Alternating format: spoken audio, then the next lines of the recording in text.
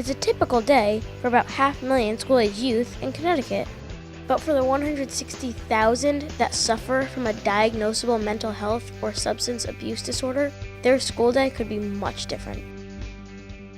Here's some numbers to think about. 160,000. That's 20% of children that may meet criteria for a mental health diagnosis. And, left untreated, can lead to behaviors that end in arrest.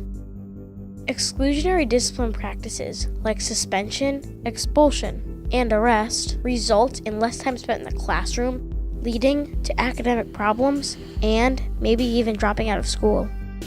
School arrest, expulsion, and suspension disproportionately affects students of color and students with disabilities. Students that are arrested are 2 times as likely not to graduate, and if they're processed through the court system, that increases to 4 times. For some of these students, this road leads to the juvenile justice system. It doesn't have to be like this. The Connecticut School-Based Diversion Initiative, SBDI, is a school-level program that promotes positive outcomes for youth at risk of arrest due to emotional or behavioral health challenges.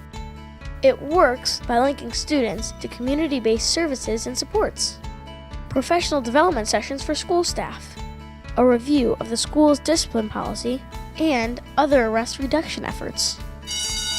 Class dismissed. The SBDI road leads to improved outcomes and promotes connections to the behavioral health system, with many supports and services along the way, including Mobile Crisis Intervention Services, Youth Service Bureaus, the Juvenile Review Board, and through innovative approaches like restorative practices and the graduated response model. School personnel respond differently to behavioral incidents. Students receive better support from school teachers and administrators, school resource officers, and families. The most important part of all this are the outcomes for our kids. Students remain in school and in class. School climate is improved. Graduation rates go up. It's cost effective. It strengthens the connection to home, school, and the community. Expulsions and suspensions are dropping. Arrests are down and rearrests are reduced. School staff report better awareness of community resources, resulting in better referrals for families. The SBDI toolkit is helping schools get started, reducing arrests, suspensions, and improving service coordination.